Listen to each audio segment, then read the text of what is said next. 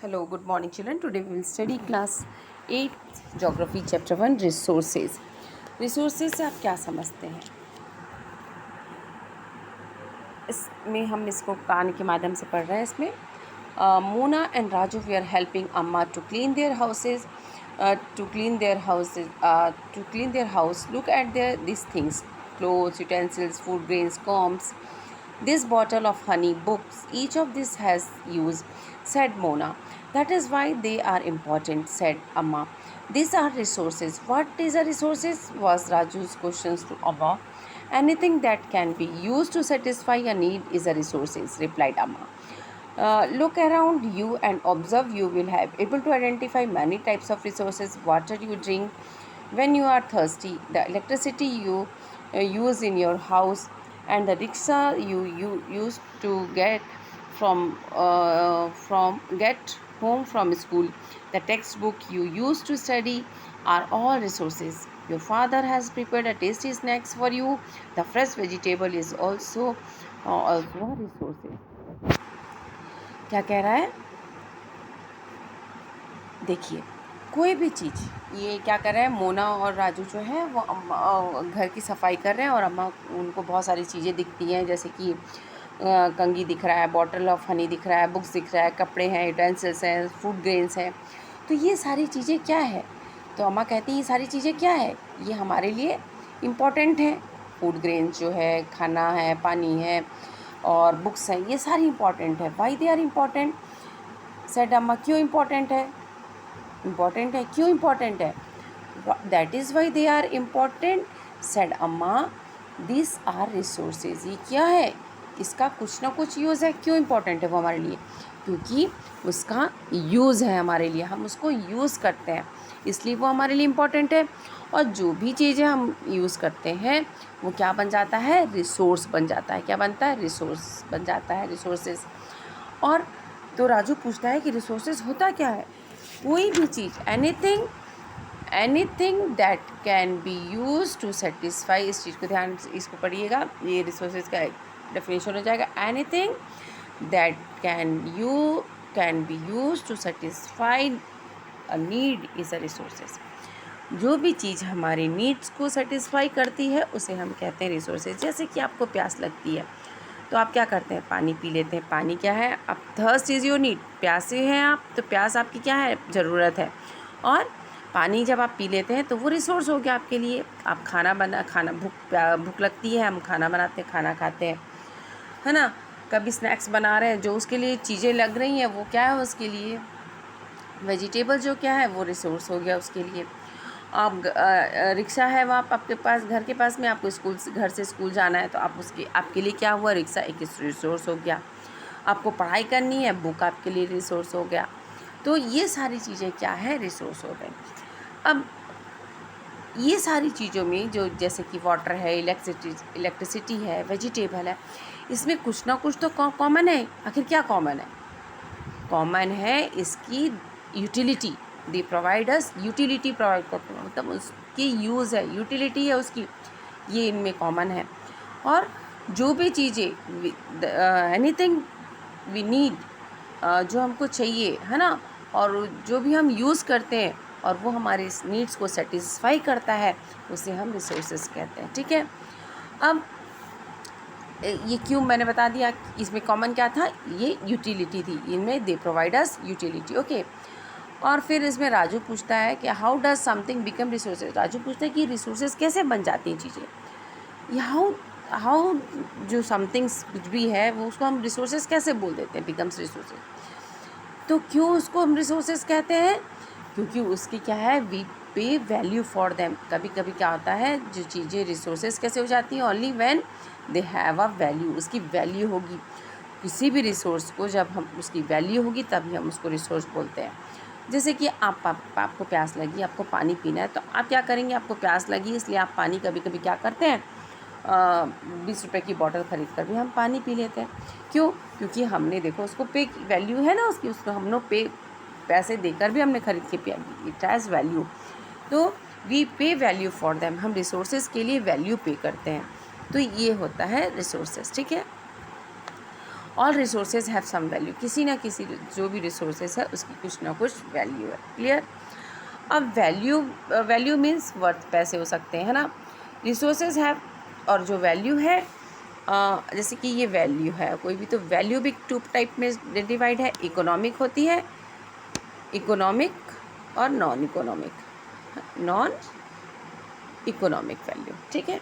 Economic value से हम कैसे समझेंगे कि जैसे कि आप गोल्ड है, गोल्ड अब सोना है, सोना आपको ज्वेलरी पहननी है, तो आप क्या करेंगे, दुकानदार के पास जाएंगे, उसको पैसे देंगे और वहाँ से ज्वेलरी खरीद के लाकर आप उसको यूज़ करेंगे।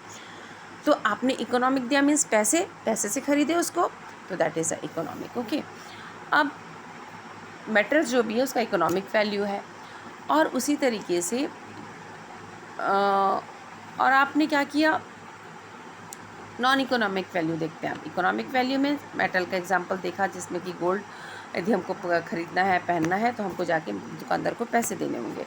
वही नॉन इकोनॉमिक एक्टिविटी में नॉन इकोनॉमिक में आप क्या देख सकते हैं रिसोर्सेज में, कि आप लैंडस्केप है, खूब सुंदर दृश्य है, आपको उसको बहुत, आप नेचर को देखना पसंद करते हैं, लैंडस्केप है, खूबसूरत दिख रहा है, तो क्या आपको नेचर को पैसे देने पड़ रहे हैं उसको देखने के लिए? आपको वैल्यू नहीं देनी पड़ रही है ना। आपके लिए वो भी इम्पोर्टेंट है, देखिए आपको पसंद है वो, है ना। लैंडस्केप आपको, beautiful landscape may not, but both are important and satisfy human needs. वो उसके लिए पैसे नहीं दे रहे, लेकिन मेरी एक सेटिस्फैक्शन है, क्योंकि मुझे नेचर को देखना, खूबसूरत नेचर को देखना पसंद है, तो उसमें मेरे को सेटिस्फैक्शन मिलता है ना, तो वो मेरे नीड्स को सेटिस्फाई करता है। लेकिन उसके लिए मुझे पैसे प्रोवाइड नहीं करने पड़ते, पैसे देने नहीं पड़ते हैं। तो वैल्यू क्या होता ही है, इकोनॉमिक और नॉन इकोनॉमिक होती है। Clear. Some resources have economically value with time, और कुछ वैल्यू जो है उसका टाइम होता है। Economically value with the time, और टाइम के साथ उसकी वैल्यू बढ़ते जाती है। Your grand mother has remedies have no commercial value today, but if they are patent and sold by the medical firm tomorrow they will economic. अब देखिए, आपकी अभी दादी अम्मा है, दादी अम्मा के नुस्खे चलते हैं घर पे। यदि हमारा छोटा सा कभी पेट दर्द हो रहा है, तो मम्मी कहती है अरे वो अजवाइन और नमक खा लो, गर्म पानी पी लो, है ना। कुछ चीज़ें हींग लगा देती है मम्मी। तो ये सारी चीज़ें क्या है, जो नुस्खे हैं उनके रेमेडीज़ है वो कमर्शियल नहीं, उसके लिए पैसे नहीं मिलते। लेकिन यदि मान लो उनको हम उसको पेटेंट करा दें, तो उसकी मेडिकल फॉर्म में उसको क्या करा दे, पेटेंट करा दे कि नहीं ये चीज़ें होती हैं, और तो इसका क्या हो जाएगा, कमर्शियल वैल्यू भी हो जाएगी उस चीज़ की, है ना। ये बता रहा है। टाइम और टेक्नोलॉजी जो है, टेक्नोलॉजी क्या होती है, it is the application of the, ये सब आपको याद करना होगा ना कि टेक्नोलॉजी क्या है। It is the application of the latest knowledge and skills in doing और मेकिंग थिंग्स। तो जो भी टाइम्स एंड टेक्नोलॉजी, आप जो भी देखिए, टाइम्स एंड टेक्नोलॉजी, इसको डीपली पढ़ते हैं। देखिए, time and technology are two important factor that can change substance into resources. Times और टेक्नोलॉजी ऐसी दो फैक्टर्स हैं जो क्या करता है, किसी भी सब्सटेंस को रिसोर्स बना देता है। टाइम और टेक्नोलॉजी के साथ रिसोर्स बना देता है। Both are related to the needs of the people, दोनों लोगों की ज़रूरत से जुड़े हुए हैं ना। People themselves are the most, human जो है वो भी एक बहुत अच्छा रिसोर्स है। क्यों? देखो, ह्यूमन बींग्स के पास जो दिमाग है, उसने जो इन्वेंशन की है, उसने जो खोज की, और उसकी जो सोच है, स्किल है उसके अंदर, वो भी एक जो नए रिसोर्स को बनाता है। Creation of more resources, each discovery and invention leads to many others. The discovery, जिस तरीके से हम देख सकते हैं कि पहले क्या था, आज जो रिसोर्सेज है वो धीरे धीरे क्या होता है, इवॉल्व होता है और उसे एडवांस स्टेज में पहुंचता है। और इसके साथ क्या है, टाइम और टेक्नोलॉजी भी यूज़ होती है। जैसे कि पहले अर्ली ह्यूमन बीइंग ने क्या किया, व्हील का, चक्का का खोज किया, इन्वेंट किया, उन्होंने इन्वेंशन किया चक्के की। तो चक्का पहले क्या था, एक लकड़ी का केवल स्लैब था, लेकिन आज धीरे धीरे उसमें मॉडिफिकेशन होते गए, मॉडिफाई होते गया, और मॉडर्न आज वो मॉडर्न ट्रांसपोर्टेशन के रूप में यूज़ होता है। फायर जब आदि मानव ने पहले आग का इन्वेंशन किया तो अब देखो वो कहाँ तक पहुँच गया, कुकिंग। अब बड़ी कुकिंग हो रही है उससे और बहुत सारी यूज़ हो रहा है पहले। और अब देखो हम क्या करते हैं, हमने टेक्नोलॉजी से हमने क्या क्रिएट किया, पानी से हमने इलेक्ट्रिसिटी बना ली, पानी से हमने बिजली तैयार कर ली। किसके माध्यम से, कैसे हुआ ये, कैसे पॉसिबल हुआ? समय के साथ साथ न्यू टेक्नोलॉजी यूज़ करने से ये पॉसिबल हो गया। तो हम क्या बोल सकते हैं कि जो टाइम और टेक्नोलॉजी है किसी भी रिसोर्स को डेवलप करने के लिए बहुत इम्पॉर्टेंट रोल प्ले करती है। तो टाइम और technology plays a important role to develop any resources. किसी भी रिसोर्स को डेवलप करने के लिए टाइम एंड टेक्नोलॉजी का बहुत इम्पॉर्टेंट रोल होता है। क्लियर? अब हम देखेंगे टाइप्स ऑफ रिसोर्सेज। रिसोर्सेज को क्लासिफाइड किया है कितने टाइप में, into natural, human made and human resources में। ठीक है, तो इसको जनरली क्लासिफाइड कैसे किया है रिसोर्सेज को, natural resources, human made resources and human. Okay, इस 3 पार्ट में जैसे इसको क्लासीफाई करने के लिए क्या है, ग्रुप बना दिया जाता है। जैसे हम क्लास में बोलेंगे स्पोर्ट्स है तो स्पोर्ट्स के लिए हमको कुछ बच्चे चाहिए, तो हम स्पोर्ट्स वाले बच्चों को जो अच्छा खेलते हैं उनको उस ग्रुप में डाल देंगे। क्विज़ कंपटीशन है तो हम क्विज़ कंपटीशन के लिए अच्छे बच्चों को इधर डाल देंगे। तो हम उनका भी क्लासिफिकेशन किसी बेसिस पे ही करते हैं ना। अब नेचुरल रिसोर्सेज क्या होता है, सबसे पहले देखिए। Natural resources obtained from nature without much modification. वो रिसोर्सेज जो हमको किससे मिले हैं, नेचर से मिले हैं। किससे मिले? Resources that are drawn from the nature and use without modification. जो हमको कहाँ से मिला है, नेचर से मिला है और without much modification. Usually they are free gift of nature, जो हमको नेचर से फ्री में मिला हुआ है। अब देखो एयर जो ब्रीथ कर रहे हैं हम, इसके लिए मुझे नेचर को कुछ पैसे नहीं देने पड़ रहे हैं ना, ये नेचर ने हमें प्रोवाइड किया हुआ है। तो नेचुरल रिसोर्सेज क्या है, resources obtained from nature without much modification, है ना, उसको बिना मॉडिफिकेशन के जो नेचर से प्रोवाइड हुआ है उसे हम कहते हैं resources, natural resources. They are free gift of nature, ये हमको नेचर ने फ्री दिया हुआ है। Sometimes tools and technology is use to use them in best possible वे।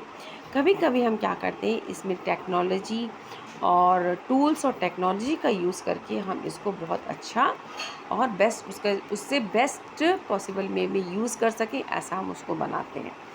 ठीक है, में दिस रिसोर्सेज जैसे कि अंडरग्राउंड वाटर है, ये तो हमको नेचर से मिला हुआ है अंडरग्राउंड वाटर, लेकिन हम कभी इसमें क्या करते हैं, ट्यूबवेल्स लगवाते हैं, टेक्नोलॉजी यूज़ करके ट्यूबवेल्स, बोरवेल कराते हैं ताकि हम अंडरग्राउंड वाटर को यूज़ कर सकें। तो वही है, अंडरग्राउंड वाटर तो नेचुरल था, लेकिन हमने टूल्स एंड टेक्नोलॉजी को यूज़ किया ताकि हम उसको और बेस्ट पॉसिबल वे में उसको यूज़ कर पाए। ठीक है, जैसे नेचुरल रिसोर्सेज का एग्जांपल हम दे सकते हैं एयर एंड वाटर। ठीक है, नेचुरल रिसोर्सेज को फर्दर क्लासीफाई किया हुआ है। मैं आपको पूरा बता रही हूँ, उसमें आपकी बुक में सिर्फ उसको 2 कैटेगरीज में दिखाया है, renewable and non renewable resources में। मैं आपको और डिटेल में इसको बता रही हूँ। इसको और क्लासीफाई किया है, ध्यान से सुनते जाइएगा। On the basis of level of development के बेसिस पे, ओरिजिन के बेसिस पे, स्टॉक के बेसिस पे और डिस्ट्रीब्यूशन के बेसिस पे इसको क्लासिफाई किया गया है। कैसे, सुनते जाइए। लेवल ऑफ डेवलपमेंट, इसमें एक्चुअल एंड पोटेंशियल डेवलपमेंट। एक लेवल ऑफ डेवलपमेंट के बेसिस पे किया, तो डेवलपमेंट के बेसिस पे क्या है, डेवलपमेंट के बेसिस पे क्या है, एक्चुअल, ACTUAL एक्चुअल, और होता है पोटेंशियल, POTENTIAL पोटेंशियल। ठीक है, किसके बेसिस पे, ये फर्स्ट पढ़ा रही हूँ मैं, on the basis of development के बेसिस पे एक्चुअल और पोटेंशियल। तो एक्चुअल क्या होता है, those resources whose quantity is known to us, जिसका क्वांटिटी हमें पता है, and are being used by us, जिसकी कहाँ मिलेगा उसकी और उसका कितना क्वांटिटी में है वो हमको पता होता है, और वो कहाँ मिलेगा ये भी हमको पता है, तो हम उसे कहते हैं एक्चुअल रिसोर्सेज। क्लियर है? Those resources whose quantity is known to us and are being used by us, जिसको हमको पता है कि वो कहाँ है और हम उसको यूज़ भी करते हैं, इसको हम कहते हैं एक्चुअल रिसोर्सेज। और जैसे कि एग्जांपल के लिए कि ब्लैक सॉइल आपको पता है कि कहाँ मिलेगा, आपको पता है ब्लैक सॉइल महाराष्ट्र में है, तो हमको पता है कि ब्लैक सॉइल वहाँ पे है। और कोल है, आप रूर रीजन में मिलता है, जर्मनी में है कोल, तो ये हमको पता है कि वो या इस जगह पे ये कोल हमको मिलेगा, है ना, और कितने मात्रा में ये भी हमको पता है, तो हम इसे कहते हैं एक्चुअल। और पोटेंशियल में क्या होता है, this resources whose entire quantity is not known to us, ऐसी मतलब ऐसा रिसोर्स, मतलब इसके बारे में हमको, पोटेंशियल के बारे में, ऐसे रिसोर्सेज जिसके बारे में हमको कुछ नहीं पता है कि कितनी क्वांटिटी में है। This resources whose entire quantity is not known to us, इसके हमको क्वांटिटी के बारे में पता ही नहीं है, और इसीलिए हम इसको कहते हैं and are not use entirely at present, और इसको हम प्रेजेंट में यूज़ भी नहीं कर रहे हैं, ठीक है, इसलिए इसको कहते हैं पोटेंशियल। जैसे कि विंड है और न्यूक्लियर एनर्जी है, एग्जांपल के लिए विंड एनर्जी, आपको पता है कि देखो विंड एनर्जी क्या हमारे पास तो है भाई, विंड एनर्जी तो बहुत है, विंड है, हवा बहुत है, लेकिन क्या हम उसको अप्रोप्रिएट यूज़ कर पा रहे हैं? नहीं कर पा रहे हैं ना, और हमको उसकी क्वांटिटी भी नहीं पता है कितनी है, और हम इसको यूज़ भी नहीं कर पा रहे हैं, एंटायर यूज़ भी नहीं कर पा रहे हैं, तो हम इसको लेकर आते हैं पोटेंशियल में। Clear? With the appropriate level of technology, potential energy को हम एक चीज़ ये कह सकते हैं कि जो यदि हम अप्रोप्रिएट लेवल ऑफ टेक्नोलॉजी हो हमारे पास, तो हम इनको फ्यूचर में यूज़ कर पाएंगे अच्छे से, और है ना, हमें पता तो है, यदि देखो विंड एनर्जी है हमारे पास, लेकिन हम इसको और टेक्नोलॉजी के साथ, अप्रोप्रिएट टेक्नोलॉजी के साथ यूज़ करेंगे, तो ये क्या होगा, हम इसको और फ्यूचर में अच्छे से यूज़ कर पाएंगे। क्लियर? अब ये था फर्स्ट। अब सेकंड है on the basis of origin, origin के बेसिस पर, ORIGIN, ओरिजिन, ओरिजिन के बेसिस पे कैसे, बायोटिक और अबायोटिक।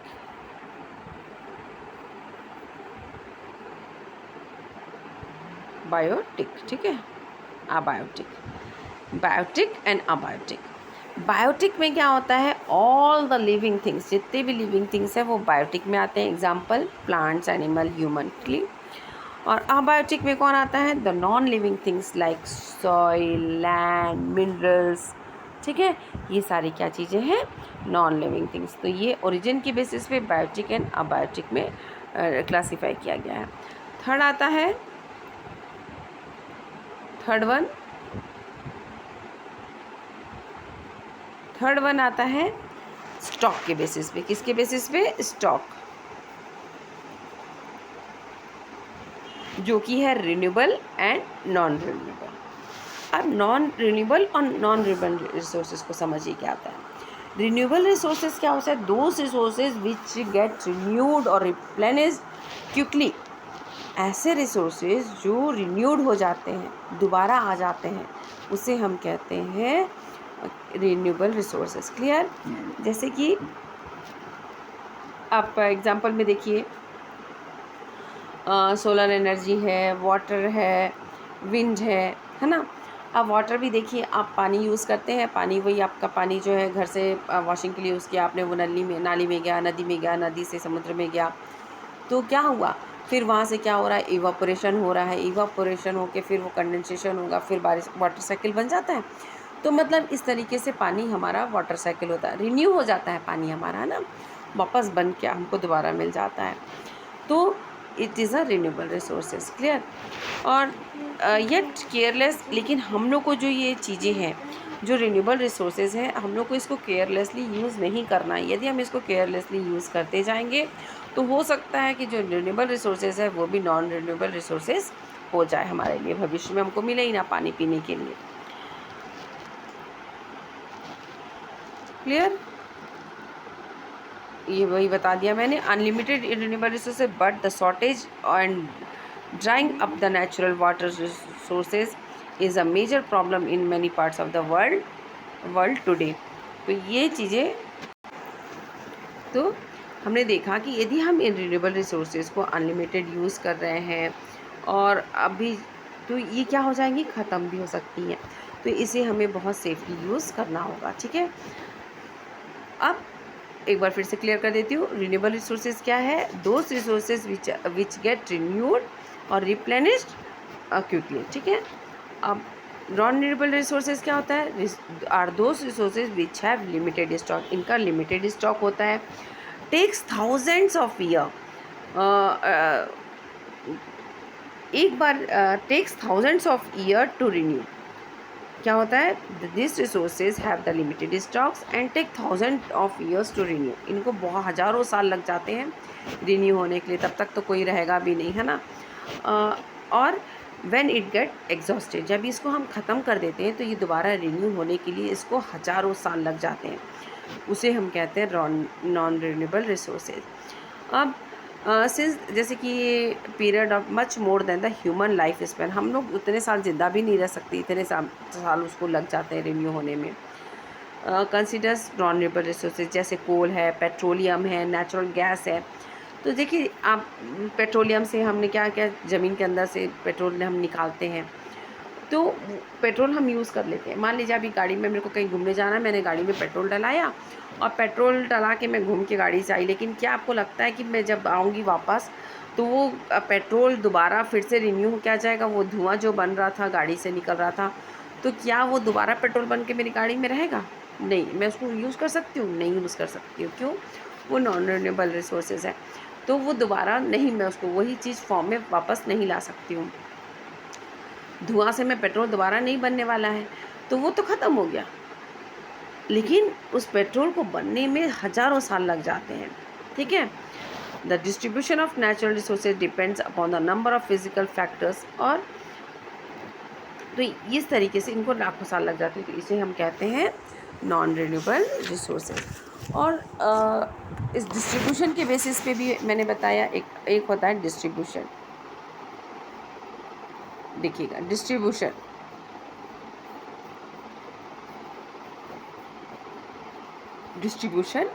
इसमें एक फर्स्ट होता है यूबिक्विटस, UBIQUIT,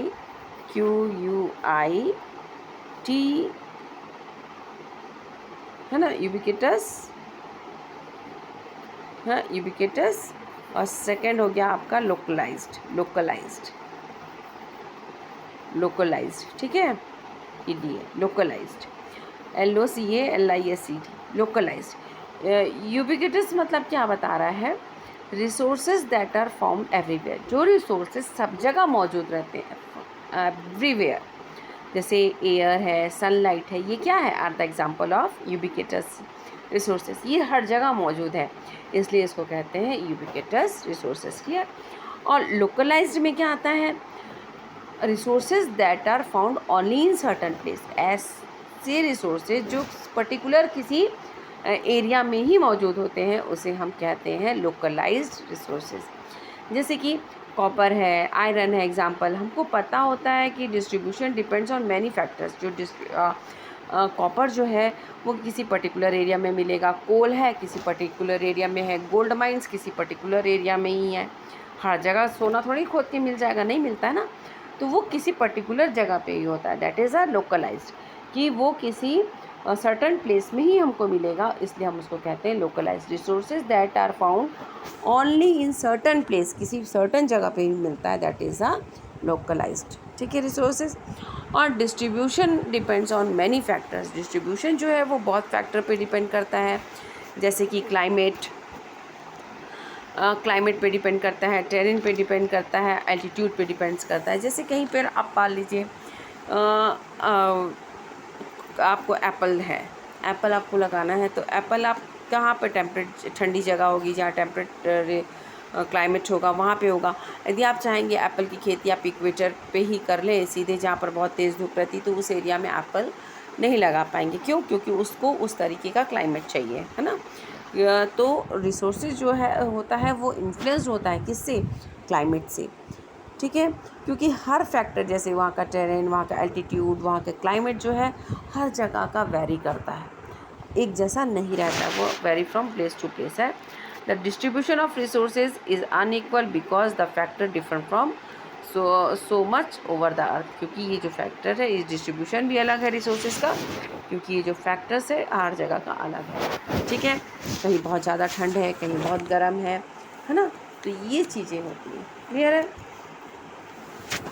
तो आप हमने अभी तक नेचुरल रिसोर्सेज पढ़ा, जिसमें मैंने आपको उसको क्लासिफिकेशन पढ़ाया, बताया टाइप्स ऑफ रिसोर्सेज को 3 पार्ट में क्लासीफाई किया है। Natural resources, human made and human. Natural resources को भी मैंने बताया आपको, resources obtain from nature without much modification usually, ठीक है, ये नेचुरल रिसोर्सेज। और इसको फर्दर क्लासीफाई किया गया है 4 पार्ट में, मैंने आपको बताया लेवल ऑफ डेवलपमेंट के हिसाब से। एक्चुअल एंड पोटेंशियल बताया मैंने। एक्चुअल क्या है? This resources, those resources whose quantity is known to us and are being used by us. हम उसको जानते हैं वो कितनी क्वांटिटी में है और हम उसको यूज़ कर रहे हैं, दैट इज़ एक्चुअल, ओके। और potential, those resources whose entire quantity is not known, उसका हमको क्वांटिटी कितना है वो भी नहीं जानते हैं और हम उसको इंटायरली यूज़ भी नहीं कर रहे हैं प्रेजेंट में। लेकिन यदि हम टूल्स और टेक्नोलॉजी अच्छी यूज़ करेंगे तो हम उसको फ्यूचर में फर्दर यूज़ कर पाएंगे। फिर हमने देखा ओरिजिन के बेसिस पे बायोटिक एंड अबायोटिक, और जो ऑल लिविंग थिंग्स है वो बायोटिक में आते हैं और नॉन लिविंग थिंग्स अबायोटिक में आते हैं, ये हमने देखा। उसके बाद स्टॉक के बेसिस में हमने renewable and non renewable resources पढ़ा।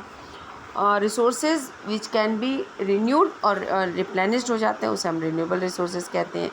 और resources those who have a limited stocks and takes thousands of years to renewed, okay. और वो इफ गेट एग्जॉस्टेड, यदि वो ख़त्म हो जाते हैं, एग्जॉस्ट हो जाते हैं, तो उनको बनने में, रिन्यूड होने में हज़ारों साल लग जाते हैं। ये नॉन रिन्यूएबल रिसोर्सेज हमने देखा। और हमने देखा कि डिस्ट्रीब्यूशन के हिसाब से यूबिक्विटस एंड लोकलाइज्ड। जो रिसोर्सेज सब जगह, resources that are found everywhere, उसको हम क्या बोलते हैं? यूबिक्विटस। और लोकलाइज मतलब resources that are found only in certain place, की ही सर्टन एक जगह पे ही मिलता है, दैट इज़ लोकलाइज्ड। और distribution depends on the various factor, that's terrain, altitudes और क्लाइमेट्स पे डिपेंड करता है, क्लियर। तो आप इसको अपनी बुक को रीड आउट अच्छे से कीजिएगा।